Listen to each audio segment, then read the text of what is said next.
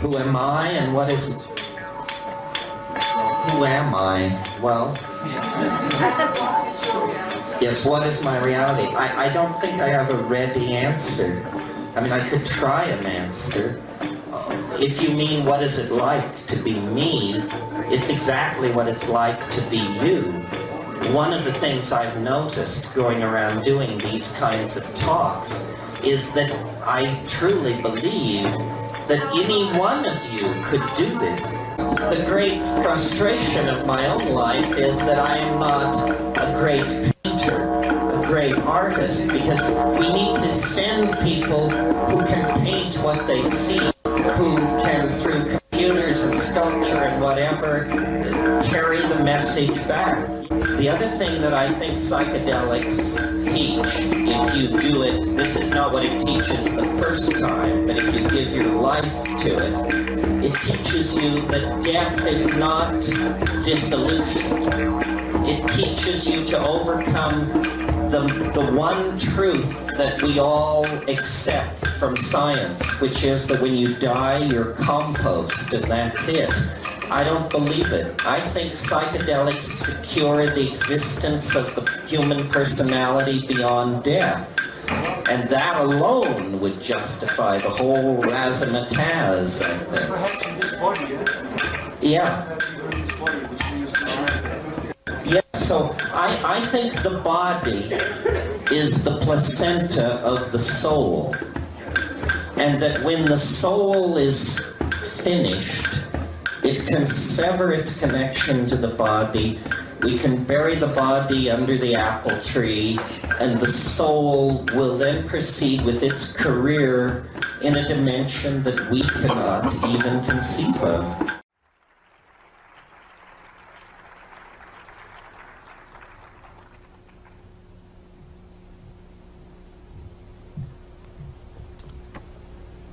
Well, I'm aware of how late in the day it is, and I know some of you must be double parked, so I'll make this as succinct as possible.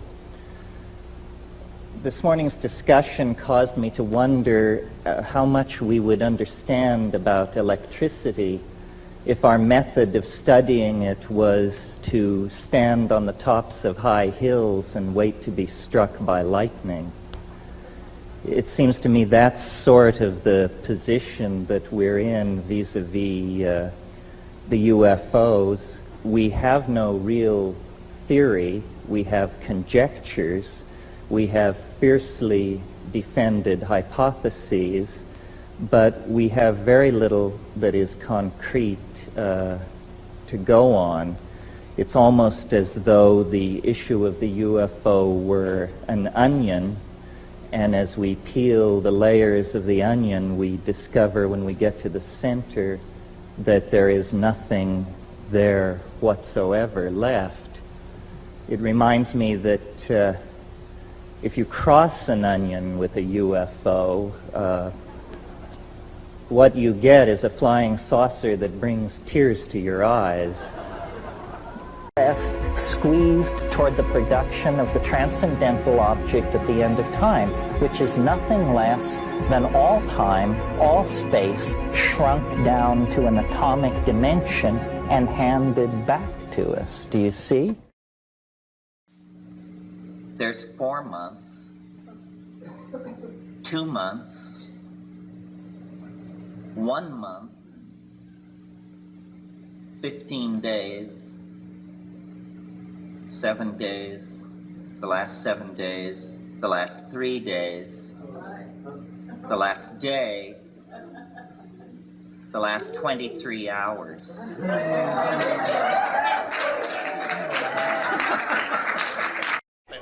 Basically, I've learned the way you control journalists is you give interviews. You give long interviews, deep interviews, and keep them, and never let them write about you, you know, because when they start writing about you, it's ridiculous. So give interviews, and you can really control your spin that way. We are down to 2 more in the list of St. Malachi before Doomsday. While Malachi was struck by ecstatic visions, Nostradamus claimed to see the future by staring into a chalice of water. Their methods differed, but the vision was the same. The end of the church would mean the end of the world, and the end of the world would come soon after the year 2000. It's a dire prediction and a date within our lifetime that has been embraced by modern-day mystics. I mean a great change. I don't mean the 5-cent cigar or Medicare reform. I mean ordinary space and time is going to disappear.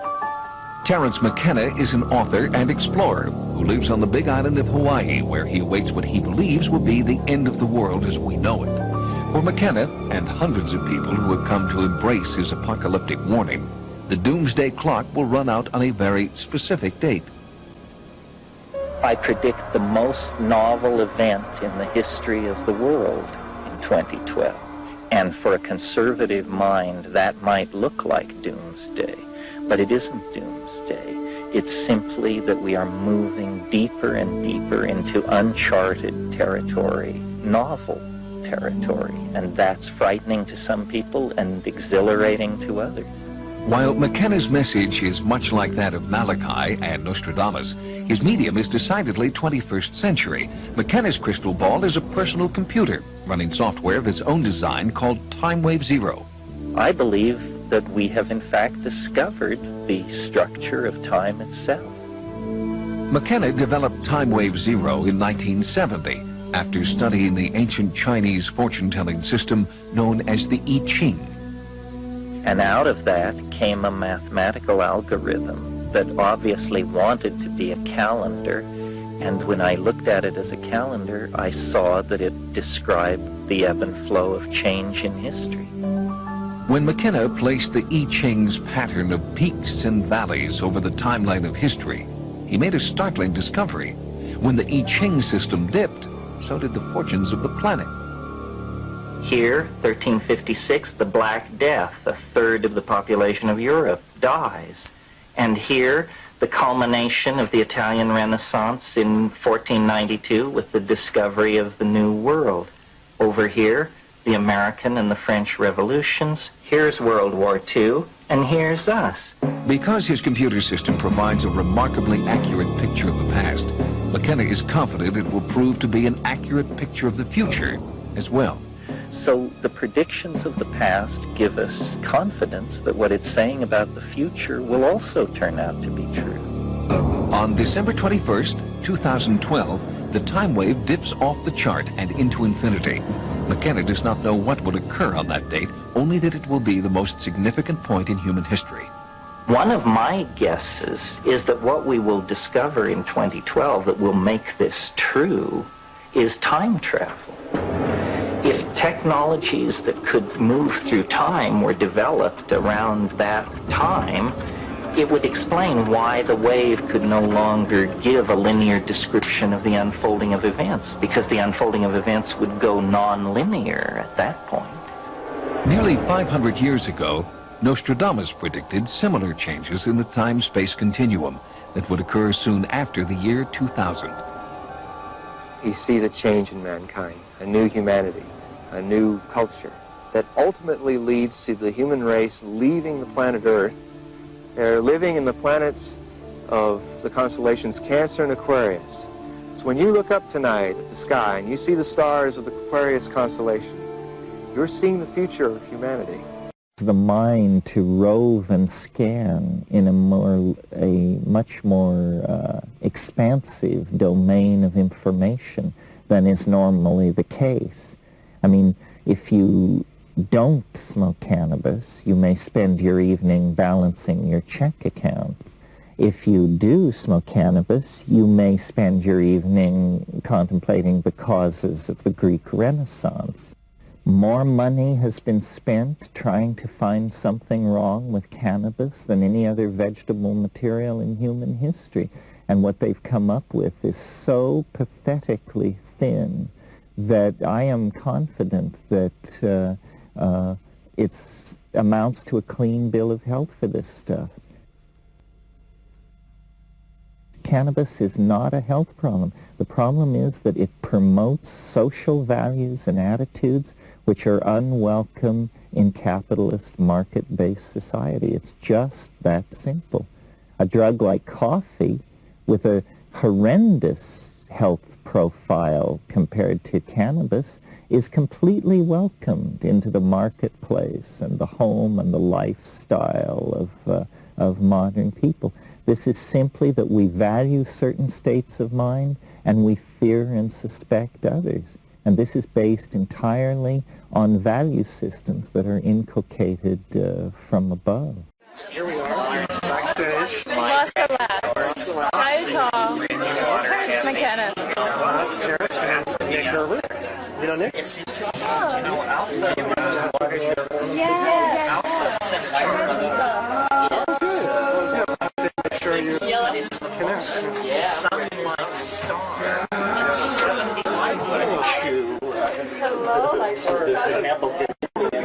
We're not monsters, Terence. We're not monsters. Turn reality inside out, make the inner worlds outer and the outer air. We're not In fact, what do you make of this Anton Zellinger character, the Institute for Quantum Cryptography? The guy who's teleporting larger and larger things. Caltech has done the one better. Caltech is teleporting macroscopic objects already. You saw this? Oh, it's in Science last month. You know, macroscopic objects meaning what? A molecule? No, not a molecule. No, a lot of light. Light. A bunch of light in a particular quantum state. Well, what do you make of this? Well, it's going to be a long way before we have teleportation. What if that weren't true? What weren't true? That it isn't a long way before we have teleportation. What if it were 5 years out? There's a catch. It's not faster than light. They teleport your substance faster than light, but they need a slower than light signal to decode it. Otherwise, it doesn't get information about what it is running slower. Well, then where are you while they're waiting for the light speed? We're going to have to find out about that. Where's your mind? I don't know. But so there is a catch. They can teleport something that could be turned into you once a certain code. But it means that within the solar system, or the planetary surface, this is only of technical interest, and the thing is like an operable miracle, right? At the moment, but remember, light speed subjectively is instantaneous. Right. If you travel at light speed, it doesn't seem like anything is happening. So subjectively, this teleportation could be instantaneous. It would take 4 years. Someone watching you would see it take 4 years. But for you, you would step into the teleportation booth and end up on Alpha Centauri like that. But you have to send a receiver ahead, right? You have to actually send a physical object, which is the and once so you have the problem delivered all over again. Except you don't have to deliver biology to the star. You just have to deliver technology to I remember in contact, all they sent was the blueprints. They sent us the blueprints and we were able to build it. So, but that's because they knew we were there. We can't assume that about Alpha Centauri. Well, I'm working on mental contact with those fuckers, you know. I mean, watch the Stellarator. No, Stellarator. That was a primitive. No, I'll tell you about the Stellarator. It's lovely. It's lovely, the Stellarator. But some variant on the Stellarator will work, Terence. I swear. I believe you. Discuss the potential effects of Alpha Centauri's light and the energy connected with whatever was there. If we're a water-rich, oxygen world, I think it would incredibly focus the historical intent. I mean, the primate desire for open space would believe that, you know, it would be paradise. Everyone would believe it was paradise instantly. And all of society would bend its will to go out there. Now maybe there's a galactic something like that, where people focus their minds and get in contact with other beings. If I focus my mind on, say, Sirius. 5 grams in silent darkness, right? No, I'm talking about some stellar object. but I'm open to chemical beings. Quantum mechanically mediated contact with extraterrestrials via submolecular. No, mental. We would do the astral channel first. I molecules, their structures are important. It has to do, they are like antennas and transmitters. It's all a tinker toy world of essentially nanotechnological natural objects. I agree. Yep. The universe is a novelty-producing engine of some sort. And the further you move from the birth of the universe, the more novel the universe becomes until you arrive here tonight. This is the most novel moment to date in the history of the universe. It is not only a world of astrophysical forces, or a world of astrophysical forces plus organic chemistry, or astrophysical forces, organic chemistry plus biology. But this is a world that has all the levels of novelty that have accumulated throughout the career of the evolving universe. Each level built on the level which preceded it. And one thing I want to point out about this is that this is the first, if you agree with this, then the first payoff is that suddenly human importance is taken back from the scientific view that we are the chancely evolved witnesses of a meaningless process in an ordinary corner of a universe too vast to conceive or imagine. That incredibly disempowering picture of who we are in the cosmos is misled. The actual facts of the matter are that in our bodies, in our brains, in the culture that we have assembled, all the novelty that preceded us has been exploited and is expressed and is honored. We then begin to look like partners in the project of the production of novelty and more novelty and yet greater novelty. Okay.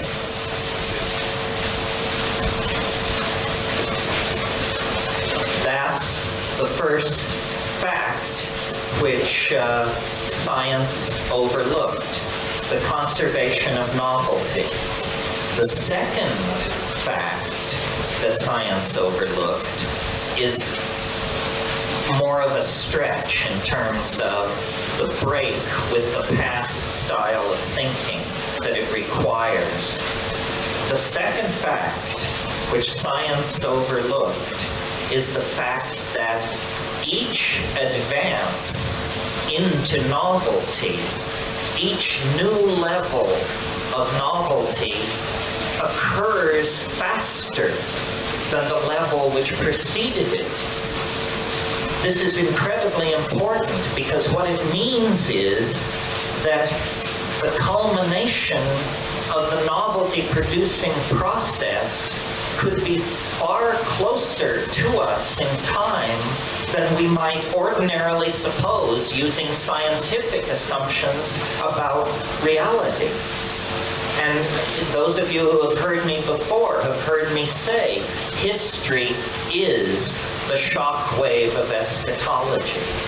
What that means is that the presence of ourselves on this planet, using culture, using language, transferring information electronically around the world, our presence on the planet means that the universal process of novelty production has entered one of its very short cycles. And so what it means is that asymptotic acceleration of change is built into the structure of space-time itself in this region of the cosmos. History is ending. time is literally running out on this planet, and it isn't about political mistakes or anything where we should blame ourselves. It's in the structure of the fabric of space-time itself. And the proof of this is ourselves, because the emergence of conscious human beings out of advanced primates occurred with such explosive suddenness that it, like history, argues that we are in the presence of a process that is quickly beginning to accelerate and cross boundary level after boundary level as it bursts through to greater and greater degrees of freedom. So I believe that we are actually preparing to decamp from ordinary history. I don't know exactly what that means, but the continuation of history for decades, centuries, millennia is inconceivable. That is the hallucination of the establishment. But I think, that the CIA and the KGB, surely these things were studied.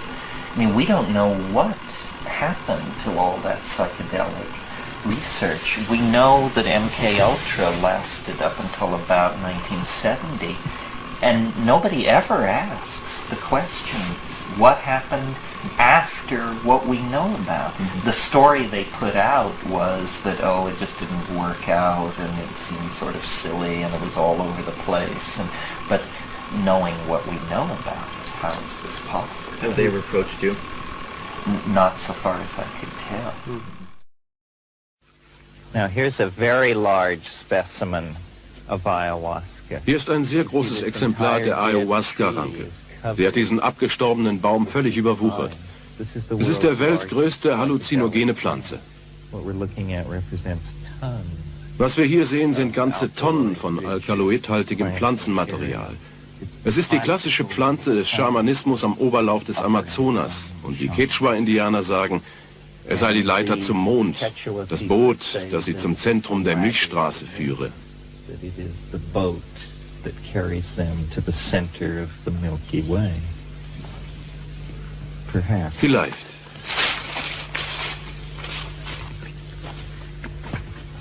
This is a birth control sedge. Dies ist ein Gras, das der Geburtenkontrolle dient. Es ist viel darüber geschrieben worden. Es heißt Chikurupiripiri. Es wird noch erforscht, aber es steht fest, dass es die Eingeborenen von Pucallpa als Verhütungsmittel benutzen. Inmitten des tropischen Regenwaldes von Hawaii betreut der Ökologe und Schamanenwissenschaftler Terence McKenna die Stiftung Botanical Dimension. Ethnomedizinische Pflanzen aus allen Teilen des globalen Tropengürtels werden hier auf einem 98 Hektar großen Waldstück angepflanzt, um sie zu erforschen und vor dem Aussterben zu bewahren. This gives you an idea of the density and complexity of the Hawaiian climaxed forest. Hier bekommt man einen Eindruck von der Dichte und Komplexität des hawaiianischen Urwalds. Wir wissen, dass diese tropischen Wälder voll von chemisch interessanten und medizinisch wirksamen Pflanzen sind. Der Amazonas, die Wälder von Chiapas, von Bali, von Guatemala, von Hawaii, von Assam, von Westirian, all diese tropischen Ökosysteme sind bedroht. Wenn einmal eine Spezies ausgelöscht ist sie für immer verschwunden.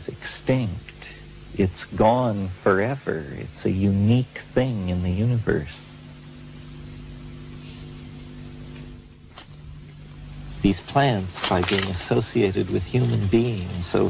Diese Heilpflanzen sind seit ewigen Zeiten eingebunden in den menschlichen Lebenszusammenhang. Sie wurden ständig gesammelt, miteinander gekreuzt und wegen ihrer jeweiligen Wirkungsweisen wiedergesammelt. Diese Pflanzen repräsentieren das spirituelle Erbe tausender Jahre von Jäger- und Sammlerkultur. Aber wir verstehen sie nicht als Produkt unserer Kultur, so wie wir ein Flugzeug oder ein Auto als Kulturgut betrachten.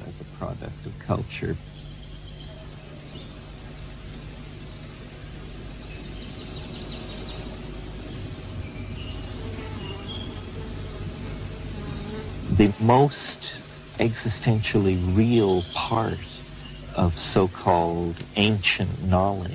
Der wesentlichste und wirklichste Teil sogenannten alten Wissens ist wahrscheinlich, was die Leute über Pflanzen wussten, da sie in solch enger Verbindung mit ihnen lebten. Wir sehen uns gern als eine Spezies von Jägern, aber in Wirklichkeit war das Jagen und Fangen von rohem Fleisch eher ein seltenes Ereignis, gemessen an der Zeit, die aufgewendet wurde, um Wurzeln, Beeren, Blätter und Nüsse zu sammeln. Shamanism is basically the worldwide Paleolithic religion of natural magic based on trance, dance, and intoxication. Practicing capitalistic high-tech consumer culture for another 50 years will literally leave the planet a burnt-out husk. I see this whole dance, tribal rave culture that is beginning to take hold as a kind of desperate corrective response to the kind of social forms that are pushing us toward wreck and ruin. We're headed for a rave new world, if you will. The reason the Amazon rainforest is so species dense and so highly integrated is because speciation and natural selection have been going on uninterrupted for 220 million years. That's why you can starve to death in an Amazonian rainforest, because no plant elaborates free protein. There aren't luscious fruits and wonderful fleshy things, because anything which produced those kinds of organs would be non-competitive in such a tight environment. And one of the strange things about an Amazonian or Indonesian rainforest is there is no organic material that is not alive. Something like 5% of the organic material is non-living. So what that means is if a leaf falls, within 40 minutes, it's in the gut of ants, it's being chewed up by slugs, it's being degraded by bacteria. There's no such thing as detritus on the forest floor the way there is in a temperate monocultural forest like we're familiar with. Do you think personally that there are compellingly good reasons for trying to do something like this? Well, I'm interested in whole systems and forest ecosystemics and stuff like that, and obviously being able to model these things is the final proof that you actually understand the processes. Maybe the thing to model would be to start with, this would satisfy all kinds of people and really get you a lot of fancy experts helping you. An anthill. A forest anthill. This raises problems in communication theory because of the pheromone angle. It raises problems in insect modeling, macrophysical modeling. There would be then spin-offs. I mean, modeling an ant society has implications for urban planning and traffic control and language study. And Wilson suggests that this ability to concentrate food production within the confines of the nest deep underground actually is what gave these ants their evolutionary leg up. And he compares it to the invention of agriculture. He says the invention of agriculture in human societies led very directly to urbanization, the building of walled cities, the production of agricultural surplus, and he compares it to this adaptation invented 600 million years earlier, where these mushroom-growing ants were able to essentially take themselves out of the stream of the natural selective pressure of the environment by creating an ant-defined environment underground in which they are able to call the shots, and that's really what civilization is. If you want to see an anthill in VR, you've got to be an ant. You've got to be an ant. And then an ant's an appreciation for ants carries with it an automatic appreciation for the microphysical world generally, and forms of communication and values that are at first sight alien. But on the other hand, ants have been around since the Devonian, so they must know something about societal stability and equilibrium and resource management and those sorts of things that we could use to know. You know, an anthill is a mind, and each ant can be thought of as a nerve cell, but the interface between them can be thought of as a synapse into which they produce pheromone of different sorts to fire information across the gap that separates the distinct ants.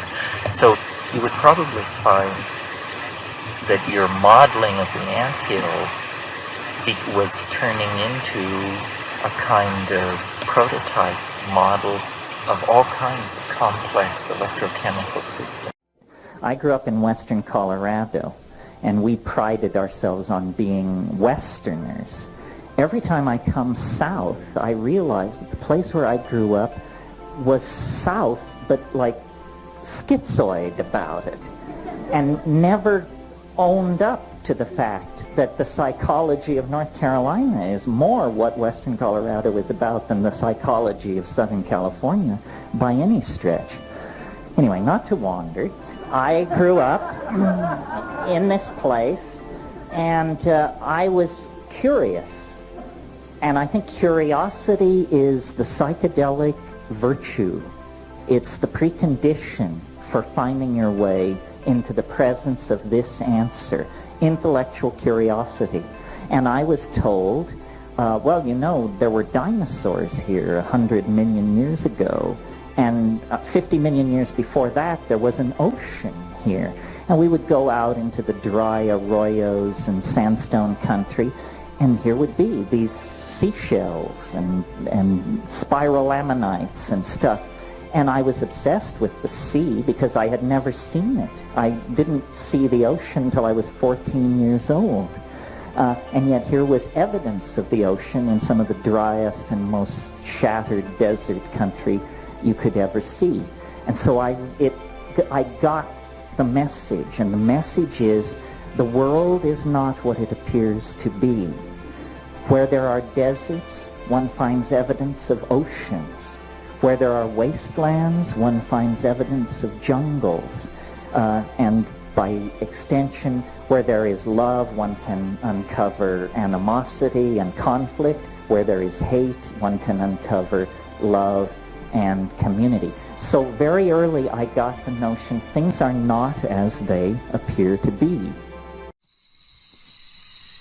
When I take psychedelics, I always do it in a shamanic style, usually at night, usually alone, in nature if possible, and then I watch.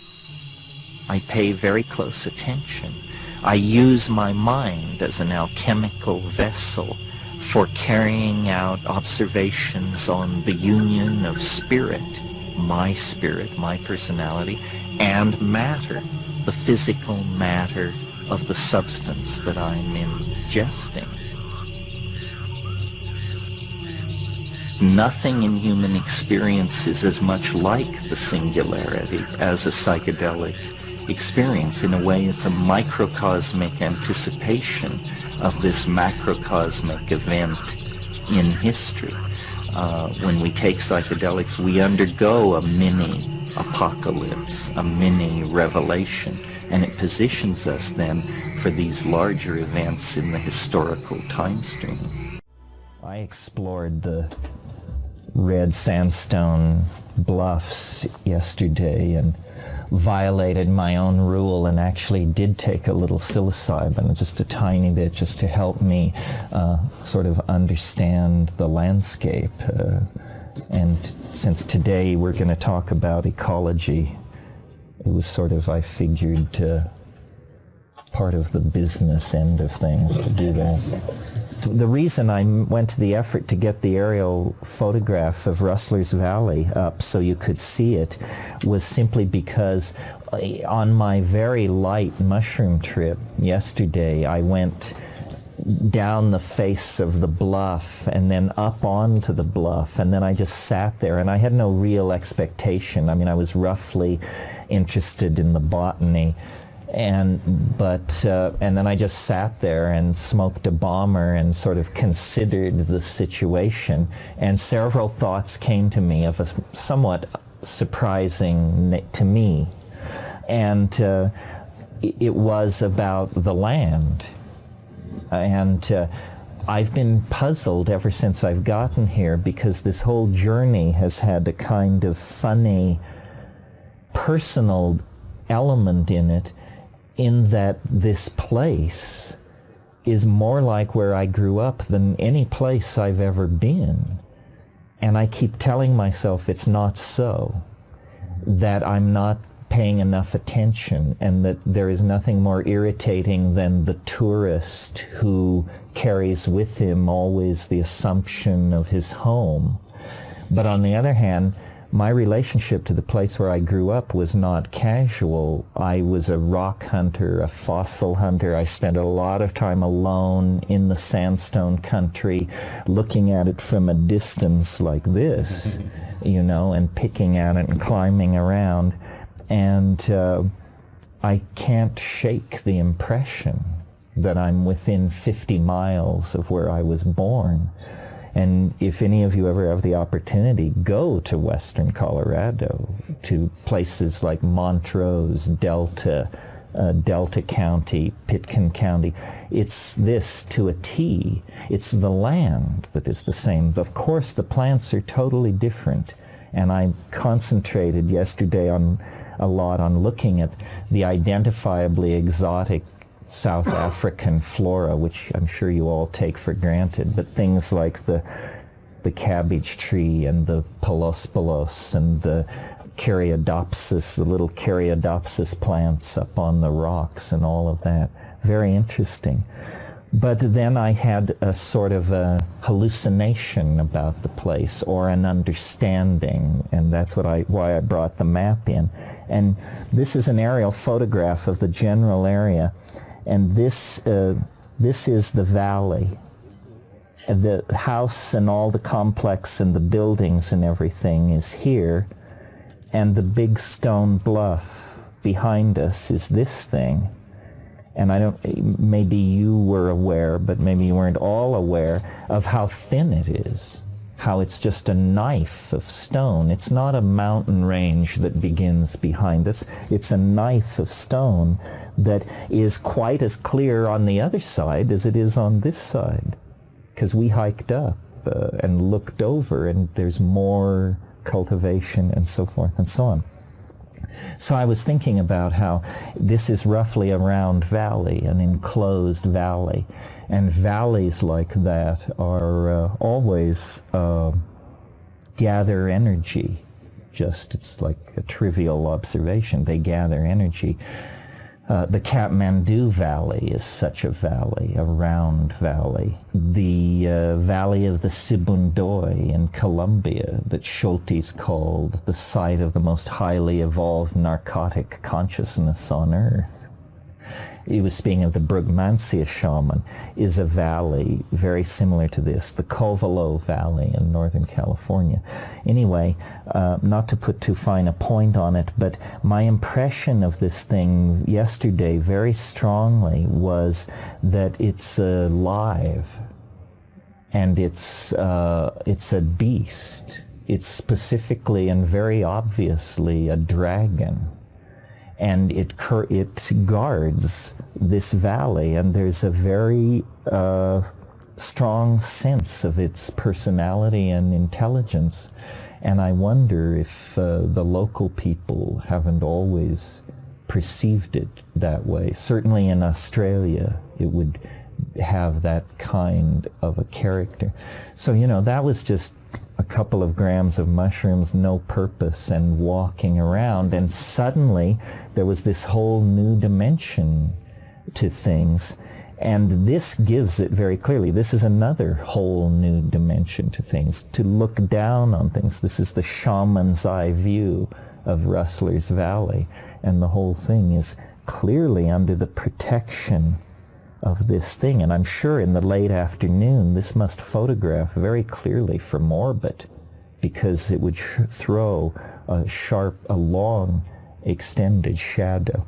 So anyway, that's about as woo-woo as I'll get. It was a personal observation. I felt this thing very strongly. Beginner's luck. So, where we were, and let us continue.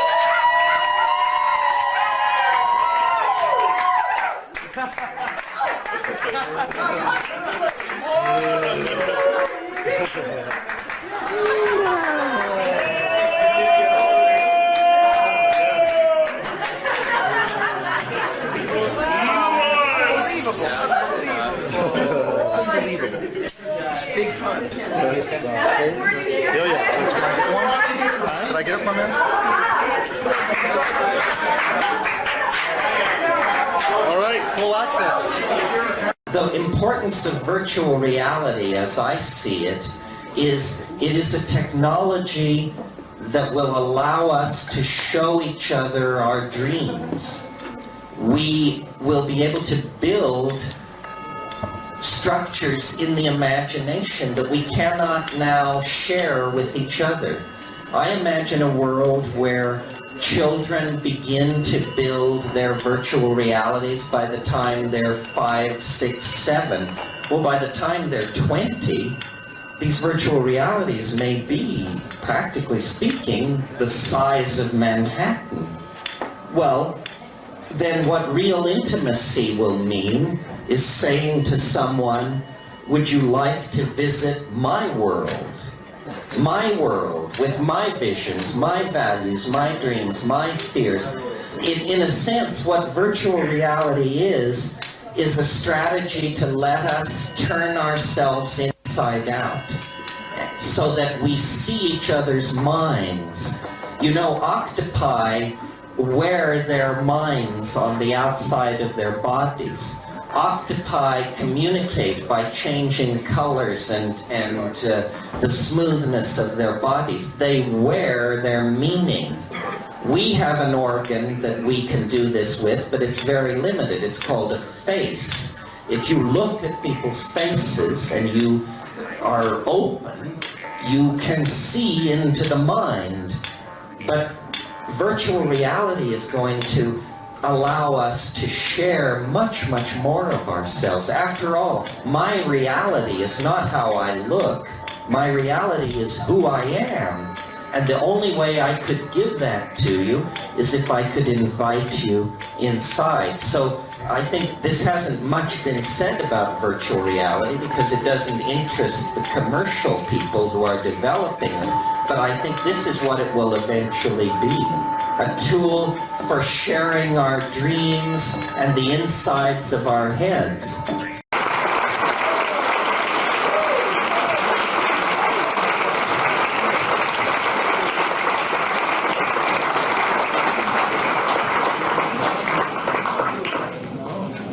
wish I had some of that stuff.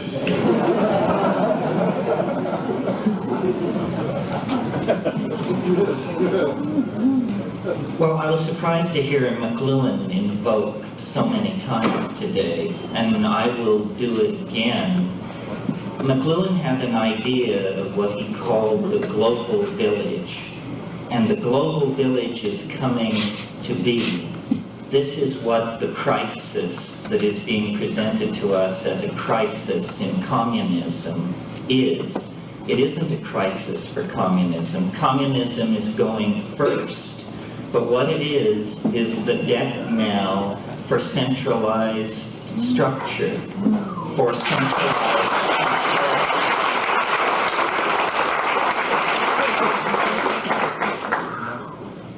If you think what we've been through in the past year is something, wait till you see what's on the agenda. And I don't mean great CNN feed from Moscow as the Soviet Union turns into 15 independent republics. I mean what's going to happen here.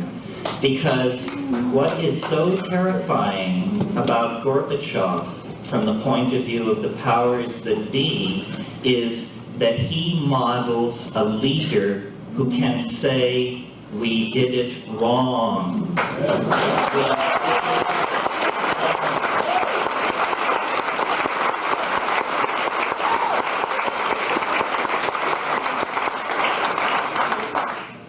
Baker was on one of the talk shows after one of these we did it wrong statements by Gorbachev.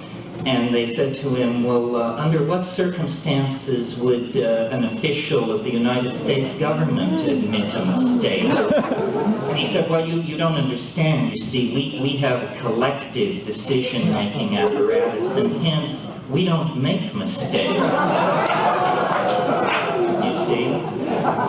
So I think that, to return to McLuhan for a moment, what's happening is, as Yeats said in his poem, the center does not hold. Mere anarchy is loosed upon the world, but as fans of chaos, we should know that this mere anarchy is the incarnation of our goddess Discordia, who is going to pull down the hunky structure that is oppressing everybody. What I see happening, and it was touched upon by others here, is this intensification of local identification, bioregionalism, awareness of your immediate place, and then no hierarchical structure or identification until you reach the planetary level. I live in Sonoma County, and I am a citizen of Earth. I recognize no intermediate structures except when I have to.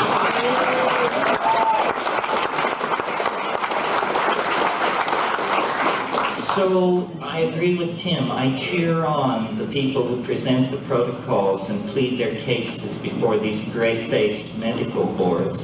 But in my opinion, you just circumvent all that. You go around it. It's irrelevant. History has these dominator types by the balls. You know, history is a psychedelic experience. It's the collective unfolding of the dream of our species in space and time. We are at the apex. This is the peak. This is the second hour of the trip. We're going over the top.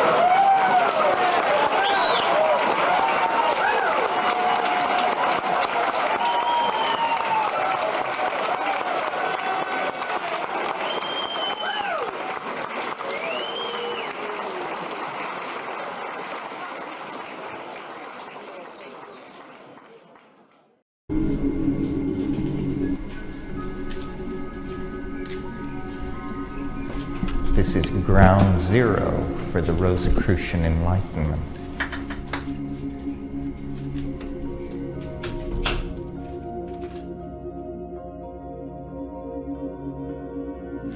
Standing here in the alchemical laboratory of the palace in Heidelberg, We are essentially at the center of the alchemical hopes of the Rosicrucian Enlightenment. It was here in the years before the adventure in Bohemia that Frederick's alchemists, astrologers, and soothsayers toiled directly under the king's observation and control. Here came Michael Meyer, Heinrich Kundrath, the great names of alchemy. It's entirely possible that John Dee was in this room. It's entirely possible that Edward Kelly stood where I am standing now. It's almost impossible to conceive of the hopes and the fantasies and the labors and the dreams that have been generated by and are centered on this room and the objects in it. This is the last alchemical laboratory in the world to fully function before the rise of modern science. And these tools in many ways reflect the internal cosmology of the men and women who used them. This, for example, a typical alchemical distillery, is called the Pelican. Another example of the colorful nature of alchemical vocabulary. It's called the Pelican because it is associated with the myth of a bird which plucks blood from its own breast.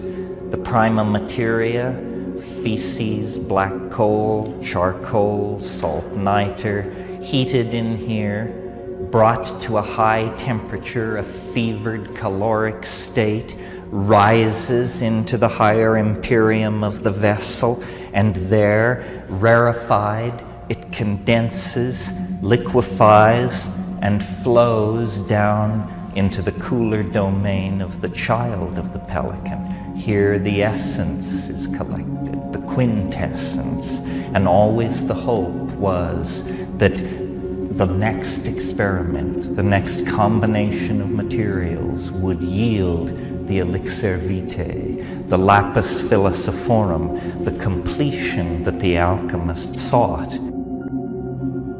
And so all this fantastic apparatus that we see around us is really not so much in the service of channeling liquids, gases, but in the service of channeling spirit out of matter and into the higher realms, where it then can be refluxed, recondensed, and the lapis philosophorum, the stone of the philosophers, the central mystery, brought to completion.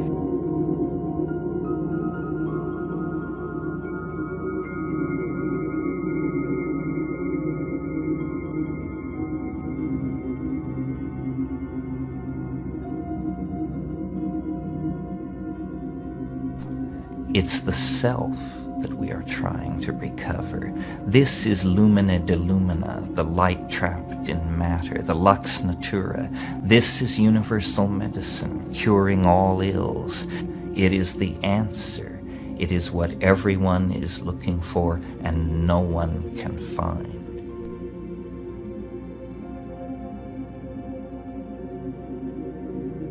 And so the alchemist toiled over the centuries, the torment of the sulfur, the torment of the cinnabar, the search for the triumphant chariot of antinomy, the search for the quintessential essence that represented the union of all the world that the alchemists saw around them.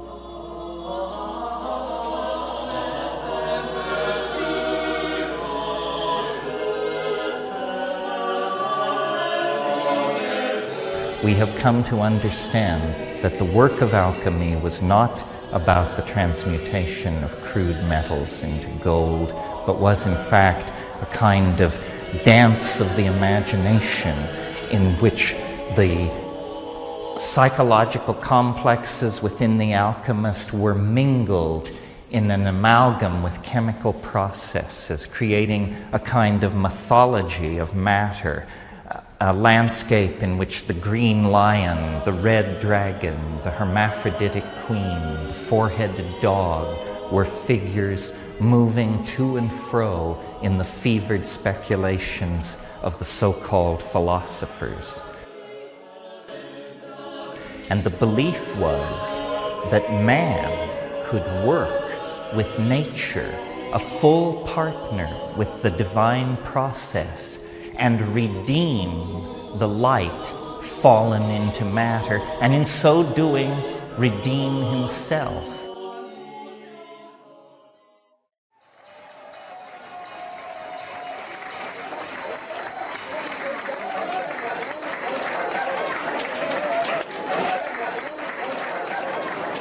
Hey, what do you say?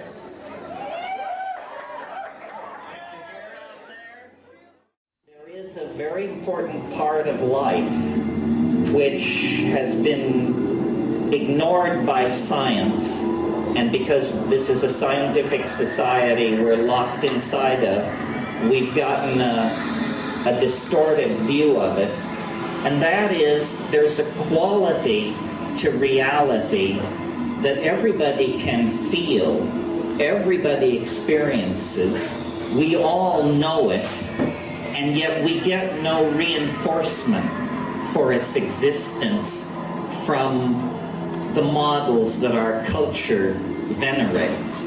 And what I want to talk about is what I call novelty, or the appetite for complexity that permeates nature, that is in fact as fundamental a law of nature, if not more fundamental, than the laws of thermodynamics themselves. And this is the idea that nature loves complexity, and wherever it achieves complexity, in a membrane, in the center of a star, in an organism, in a breeding population of animals or plants, wherever it achieves complexity, it seeks to preserve it, and it seeks to use it as a platform for further complexity.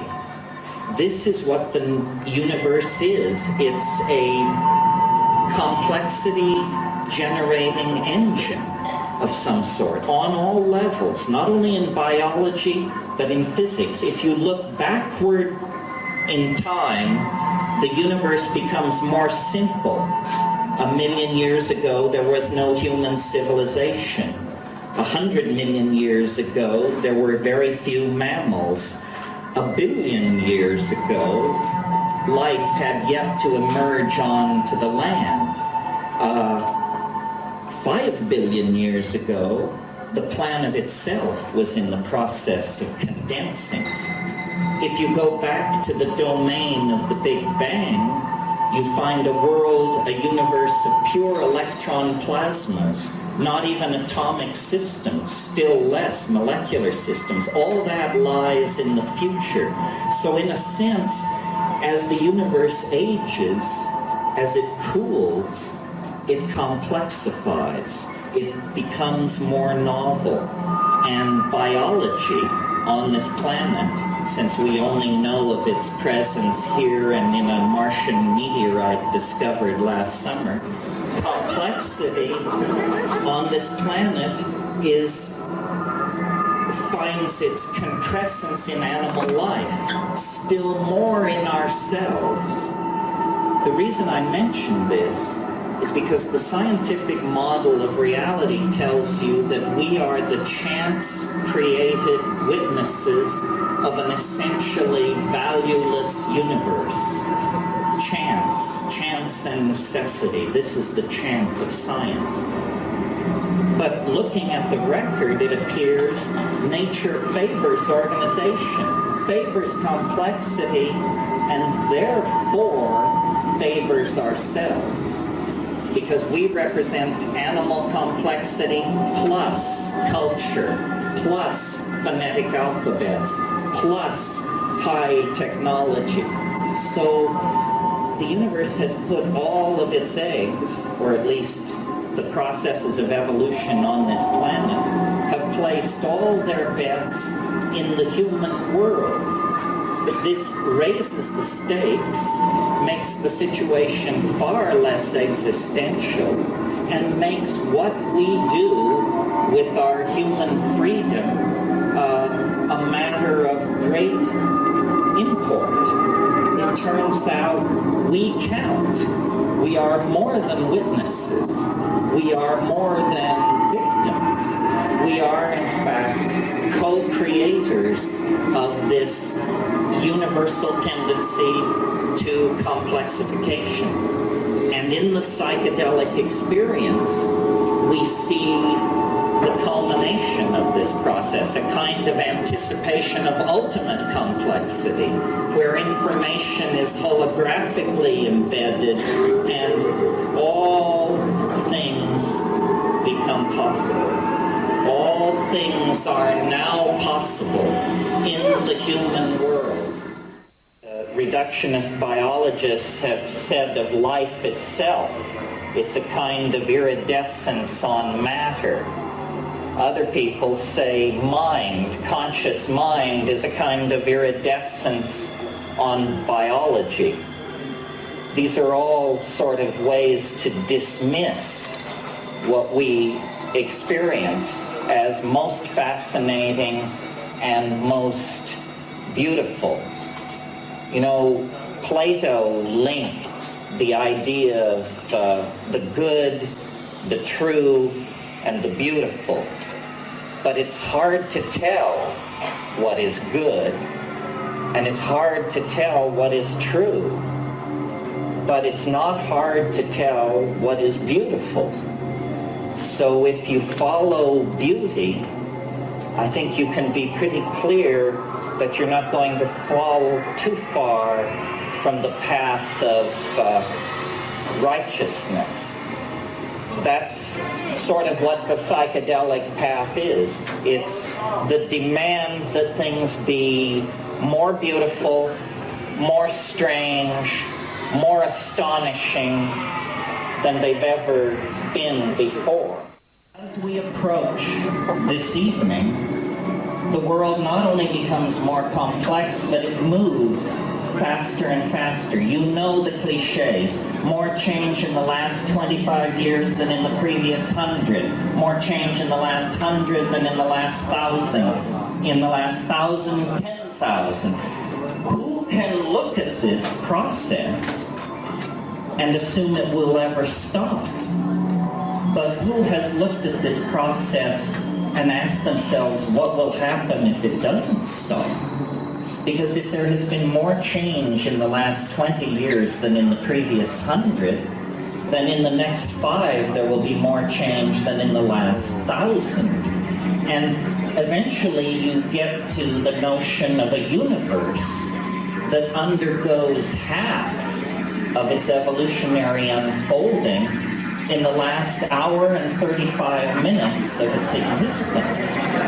This is, in fact, the kind of universe we are living in. What we have been told is that a process is pushed from behind by causal necessity, like a row of falling dominoes.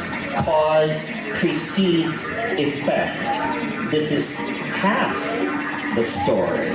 Half of what you see going on is simply the unfolding of causal necessity. But at a deeper level, the future is not simply empty space-time into which we are expanding. The future is pulling us toward itself. There is what I call the transcendental object at the end of time, or the eschaton, which means the last thing. The last thing is like an enormous attractor, which is pulling first biology, and then human history, and then the 20th century and all of our lives embedded in it, pulling us deeper and deeper into a relationship of self-reflection with it. In other words, we are being shaped by something literally unimaginable that lies ahead of us in time, that 3-4 million years ago gently took hold of the African primate line and began to sculpt it and move it along certain developmental pathways, all toward self-reflection of this thing. And now we are cosmic moments away from encountering this thing. This is what the excitement of shamanism worldwide is now. Shamans are people who can see the end in some sense. Not that the end is predetermined. When you look into the future, you don't see something like the past, except that it hasn't happened. When you look into the future, you see a storm of space-time vectors and probability matrices that have not yet undergone the formality of actually occurring. That's the business of the present moment, to collapse that hyperdimensional set of space-time vectors into a here and a now with a causal identity and a vector toward the future. But we are now so close to this transcendental object that has molded the entire destiny of this planet. We are now so close to it that all you have to do is smoke a bomber, close your eyes, take a walk in the bush, sit on the beach, pay attention to your dreams, watch your mind after orgasm, and you will see this thing peeping around the edges, creeping in at the side. I mean, was it Wordsworth who called it intimations of immortality? Something like that. We are not simply the victims of our past. This is the false truth of materialism and positivism. We are locked in an extremely mysterious relationship with something in another dimension, a dimension which, for want of a better word, we call the future. But in fact, this other dimension completely surrounds and encloses human history. This is what shamanism is about. Shamanism is where people step out of cultural time into what Marceliade called in ilio tempore, the time before, the sacred time, the paradigmatic time, dream time, we call it down here. It's the time which surrounds the smaller time of historical unfolding. What is nature? What's unnatural? Nothing is unnatural except some things are less intelligent than others. Everything has a design, but elegance of design is still of worthwhile value. Nature, the interesting thing about nature is the risks that she's willing to take. Like if you asked yourself, what does nature do best on this planet? The surprising answer is produces extinct species. 95% of all life that ever existed on this earth is extinct. That's what happens to life. What nature has been interested in is passing on complexification of form from species to species, genera to genera, over very long periods of time. And the fact that nature will tolerate our own dear selves as a part of the natural order indicates that nature is a far more reckless gambler than we are. Our impulse is to deny ourselves, hold back. Nature's impulse, apparently, is to put the pedal of creativity to the metal by taking a primate and pushing it to the wall, boxing it in, raising the pressure, and watching the entire planet bubble its way toward metamorphosis. The whole point of psychedelics is to throw you back on your own experience. It is not an ideology. It is an experience. It may spawn this or that ideological interpretation. Marxists have something to say, Freudians have something to say, but it's not theirs. It's yours. It belongs to the animal body. And why it's so important, is because it is a pipeline back to the greater order of nature, which I call the Gaian mind. It is the pipeline back toward a dynamic, a way of doing things that is profoundly natural, profoundly appropriate. This is why it was possible for human beings to live on this planet for 100,000, 200,000 years, possessing language, theater, humor, so forth and so on, everything we have, but not fucking up. Because they were embedded in, communicating with, aware of, and able to receive instruction from the Gaian intentionality. It's my pleasure to introduce tonight's lecturer, Terence McKenna. With the release of his captivating new book, True Hallucinations, Terence McKenna has given many of us renewed hope that the philosopher's stone as fungus is finally within modernity's reach.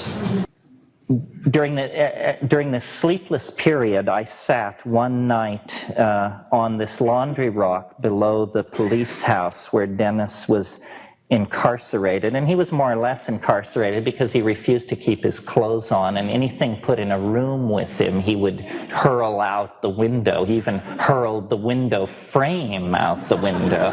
So he was thorough.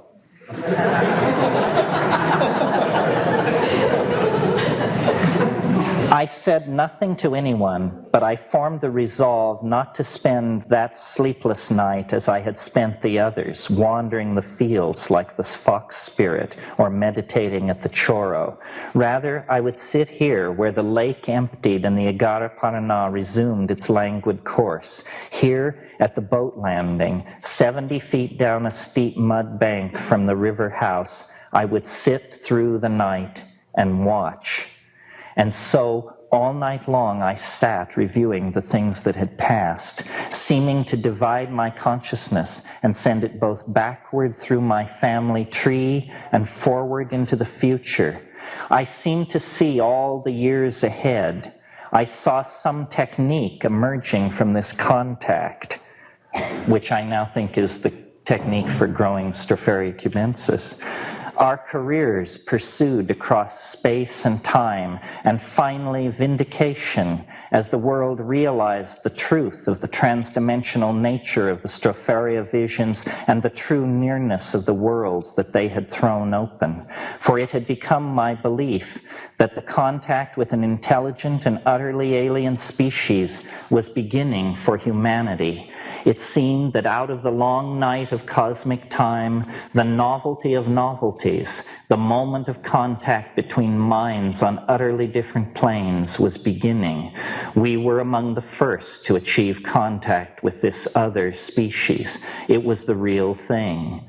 We had come to the equatorial jungle to explore the dimensions glimpsed in tryptamine ecstasy, and there in the darkness of the heart of the Amazon, we had been found and touched by this bizarre and ancient life form that was now awakening to the global potential of a symbiotic relationship with technical humanity. All night long, strange vistas and insights poured through me. I saw gigantic machineries and worlds of vegetable and mechanical forms on scales inconceivably vast. Time, agatized and glittering, seemed to pour by me like living superfluids inhabiting dream regions of terrible pressure and super cold. And I saw the plan, the mighty plan, at last.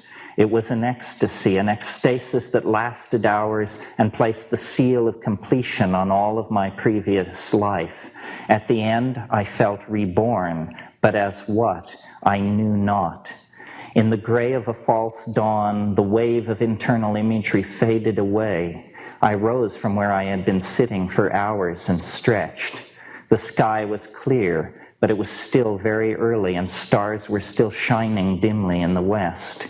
In the southeast, the direction from toward which my attention had been focused, the sky was clear except for a line of fog or ground mist lying parallel to the horizon only a few feet above the treetops on the other side of the river, perhaps a half a mile away.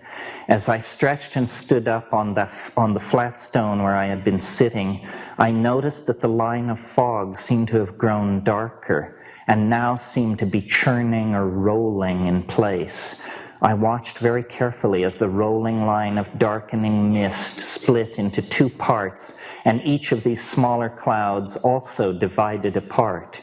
It took only a minute or so for these changes to be executed, and I was now looking at 4 lens-shaped clouds of the same size, lying in a row and slightly above the horizon, only a half mile or so away. A wave of excitement swept through me, followed by a wave of definite fear. I was glued to the spot, unable to move, as if in a dream. As I watched, the clouds recoalesced in the same way they had divided apart, taking another few minutes. The symmetry of this dividing and rejoining, and the fact that the smaller clouds were all the same size, lent the performance an eerie air, as if nature herself were suddenly the tool of some unseen organizing agency. As the clouds recoalesced, they seemed to grow even darker and more opaque. As they all became one, the clouds seemed to swirl inward like a tornado or a waterspout, and it flashed into my mind that perhaps it was a waterspout, something I still have never seen. But even as the thought formed, I heard a high-pitched, ululating whine come drifting over the jungle treetops, obviously from the direction of the thing I was watching. I turned and gave one glance at the river house 70 feet behind me and up the steep hill, gauging whether I had time to run and awaken someone to get confirmation of what was happening. To arouse someone, I would have had to go hand over hand up the slope and consequently take my eyes off the thing I was watching. In the space of an instant, I decided that I could not cease observing. I tried to shout, but no sound came from my fear-constricted throat. The siren sound was gaining pitch, and in fact, everything seemed to be speeding up. The moving cloud was definitely growing larger rapidly, moving straight toward the place where I was. I felt my legs turn to water and sat down, shaking terribly. For the first time, I truly believed in all that had happened to us, and I knew that the flying concrescence was now about to take me. Its details seemed to solidify as it approached. Then it passed directly overhead at an altitude of about 200 feet, banked steeply upward, and was lost from sight over the edge of the slope behind me. In the last moment before it was lost, I completely threw open my senses to it and saw it very clearly. It was a saucer-shaped machine, rotating slowly, with unobtrusive, soft blue and orange lights. As it passed over me, I could see symmetrical indentations on the underside. It was making the whee, whee, whee sound of science fiction flying saucers. My emotions were all in a jumble. At first I was terrified, but the moment I knew that whatever was in the sky was not going to take me, I felt disappointment. I was amazed, and I was trying to remember what I had seen as clearly as possible. Was it real in the naive sense in which that question is asked of UFOs and tables and chairs? No one else saw this thing, as far as I know. I alone was its observer. I believe that had there been other observers, they would have seen essentially what I have reported. But as for real, who can say? I saw this thing go from being a bit of cloud to being a rivet-studded aircraft of some kind. Was it more true to itself as cloud or aircraft? Was it a hallucination? Against my testimony can be put my admitted lack of sleep and our involvement with psychedelic plants. Yet curiously, this last point can be interpreted in my favor. I am familiar through direct experience with most classes of hallucinogens. What I saw that morning did not fall into any of the categories of hallucinated imagery I am familiar with. Yet also against my testimony is the inevitable, incongruous detail that seems to render the whole incident absurd.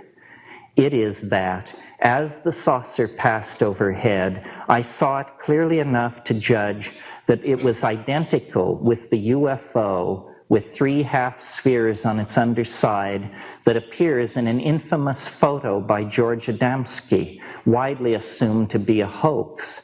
I had not closely followed the matter, but I accepted the expert opinion that what Adamski had photographed was a rigged-up end cap of a Hoover vacuum cleaner. But I saw this same object in the sky above La Chorrera. Was it a fact picked up as a boyhood UFO enthusiast? Something as easily picked out of my mind as other memories seem to have been? My stereotyped but already debunked notion of a UFO suddenly appears in the sky. By appearing in a form that casts doubt on itself, it achieves a more complete cognitive dissonance than if its seeming alienness were completely convincing. So,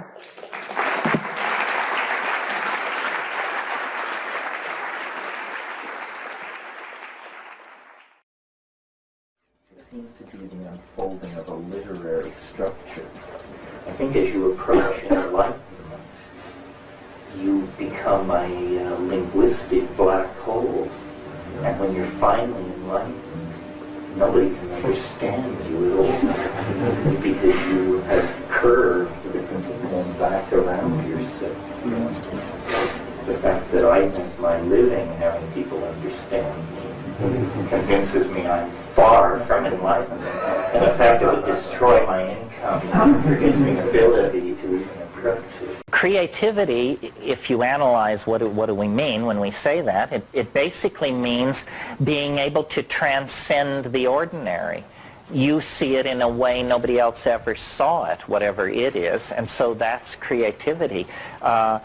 Psychedelics, by dissolving the boundaries of cultural expectation, let you see things in new ways.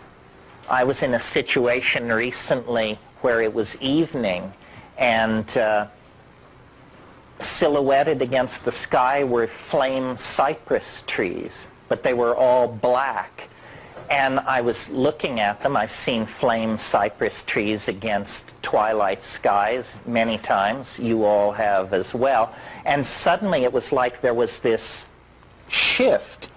And I didn't see it as a flame cypress tree anymore. I saw it as black dust pouring out of a certain point of the sky and cascading like a waterfall. And I was looking at 3 waterfalls of microfine black powder pouring out of points about 60 feet above the ground. Well, I didn't even mention it to the person I was with, but I just noticed this psychedelic perception. The other night, this was really interesting to me. The other night, just as I was falling asleep, a phrase came into my mind that I liked, but I didn't understand it. In fact, I didn't think it meant anything. I just thought it was an interesting phrase. And I thought about it for about a minute, and then it did this same thing that the flame cypress tree did. It went ploink, and this other dimension sprouted out of it, and I understood it, and I thought, this is a very interesting idea, and I've never thought it before. The thought was, if time were space, then history is a cobweb. That was all it was. But I don't take these leaps very often. So I was delighted because I knew a moment would come when I could lay it on a group of people like I've just done. So it's a catalyst for cognitive activity. That's what the mushroom is. Dance, drama, song, painting, body expression, creativity, and simply the passive act of understanding. This is what it does for us, and this is what we love to do. I mean, we are creatures of the mind. You know, they talk about virtual reality as some future technology that's going to change everything. We've been living in a virtual reality for the past 6,000 years. I mean, look at cities like New York and London and Los Angeles. I mean, every nature has disappeared. Everything you see is a human idea downloaded into material existence. It's entirely virtual. It doesn't disappear at the punch of a dial, but it is as virtual as the virtual realities that will eventually be made out of light behind goggles. Culture, the whole thing is that culture and language tend to become traps, and yet they can be the platforms for enormous freedom if you understand what it's all about. And what it's all about is you. You are the center of the mandala. You are not marginalized in any way. And the message that the culture gives us is that we are marginal.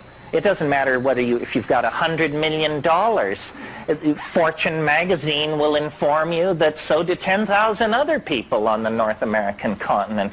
There's nothing special about you. And so we are constantly, this is part of the democratic legacy. We are constantly told, you're not special. Special isn't special. Anybody could do it. What the psychedelic, and so then when you look for guidance, direction, mentorship, we always look toward institutions. Well, I'll go to the university, or I'll go to the army, or I'll do something. Somebody will tell me, will give me a larger purpose. But it's really yourself that is the final arbiter. And if you keep yourself as the final arbiter, you will be less susceptible to infection by cultural illusion. Now, the problem with this is that it makes you feel bad to not be infected by cultural illusion because it's called alienation. You know, but this is, I can't solve all problems. The reason we feel alienated is because the society is infantile, trivial, and stupid. So the cost of sanity in this society is a certain level of alienation. We're here. It's going well.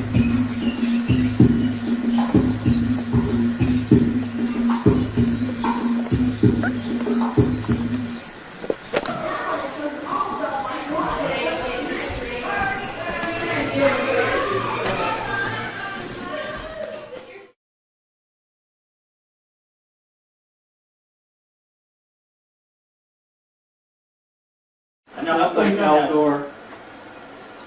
Now you're. That's the maca.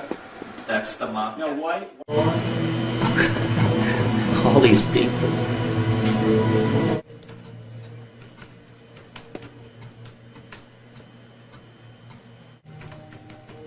Is this transcript, this whole thing? Like, you can put it up if you want. I'm just recording. Yeah, you should post it to the novelty list. Yeah. I mean, it's a novel, right? And a lot of people on the novelty list. Oh, there it is. The answer. The bicycle is supposed to transform into a sewing machine, but only if they are because of the operating table. Yes, smiling.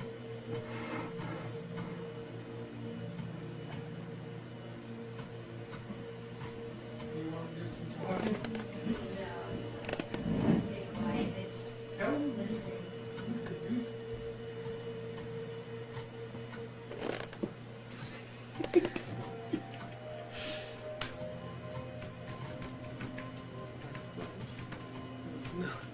We've changed into Zork. We're now Zork, the bug-eyed green lawnmower. Oh, there. That's Can the you see character. me? I'm not... closed up. Yeah, well, people are coming and going. For the Macarena, I think it's time for me to go back to the U. Someone found an elf. Somebody's having a bad trip. Bizarre costumes. The city was packed with drunken costumed people, and there were bands playing in several different piazzas. It was like the masquerade balls you see in movies, except for rave music in one part of the city and ska in another. The fuzz, the snow crash. I can do that. Let me get this. And turn to the right. Turn the camera to the right. And click Do I there. have to get rid of this part? There we go. There. Okay. Here's what I'll do. I'll say, everyone, the transcript will be posted, and Terrence, pictures what are you trying to face me will be again? posted on the what site? CGG site. What's the URL? Do you know what it is? What, Levity? Yeah. It's www.levity.com/eschaton. Now you see.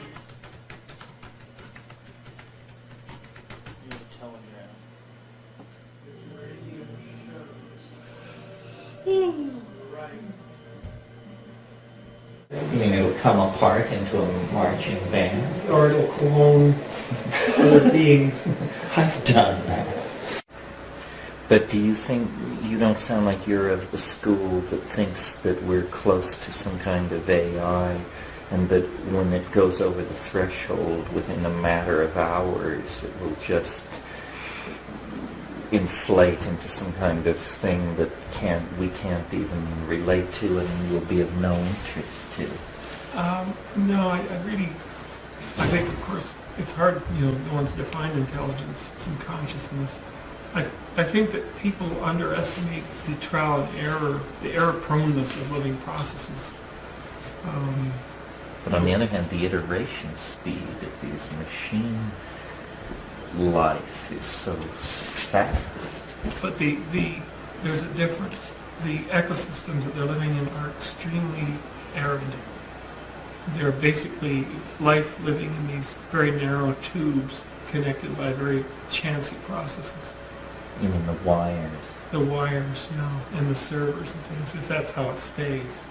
And whereas an ocean, an ocean with a billion trillion parallel processes and black smokers and super plumes going up and carrying life around is a massively different ecosystem, where you could have a lot of things happening at once on the same beast. A lot of reactions that happen at the same time. And I think the error rate is always the crippling factor. Why, for instance, didn't we invent all the science fiction? We invent something that eats all silicon, or that comes down to the earth and eats all carbon-based lives, and we're all gone. And I think it doesn't happen because general purpose things are hard to. They're really ill-suited for survival. And then when you're specific purpose, you're prone to lots of errors. Tell us when. We're being recorded.